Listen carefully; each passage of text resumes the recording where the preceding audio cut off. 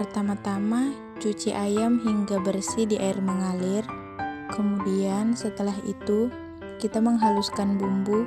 Tidak lupa menambahkan air secukupnya, kemudian blender hingga halus. Kemudian nyalakan kompor dan panaskan margarin. Setelah itu, masukkan bumbu halus dan tumis hingga matang. Sebelum itu, kita memasukkan bahan-bahan atau rempah-rempah seperti jinten, kayu manis, jahe, dan bumbu-bumbu lainnya. Kemudian menambahkan air dan santan. Setelah itu masukkan ayam.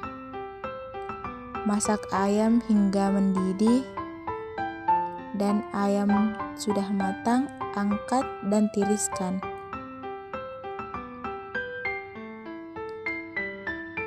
Setelah itu, kita ke tahap selanjutnya, mencuci beras sampai bersih di air yang mengalir. Kemudian setelah itu, masukkan beras pulen yang telah dicuci bersih ke dalam rebusan ayam yang sebelumnya. Aduk dan masak hingga setengah matang. Setengah matang, kita masukkan ke dalam kukusan atau dandang, tutup panci dan tunggu hingga matang. Kemudian, nyalakan kompor dan panaskan minyak untuk menggoreng ayam. Goreng ayam hingga golden brown dan setelah matang, angkat. Kemudian, kita mencuci buntut dengan air yang mengalir hingga buntut sapi menjadi bersih. Kemudian setelah itu, kita nyalakan kompor dan rebus buntut sapi hingga matang.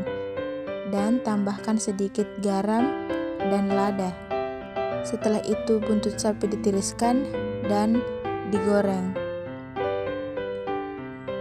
Digoreng hingga matang dan berwarna kecoklatan. Kemudian setelah itu kita angkat.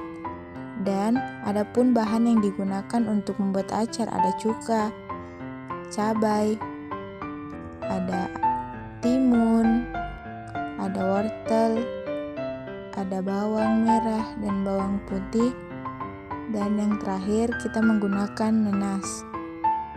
Kemudian untuk cara pembuatan acar itu sendiri, kita potong timun menjadi bagian-bagian yang lebih kecil, memotong wortel, kemudian memotong nanas, memotong bawang.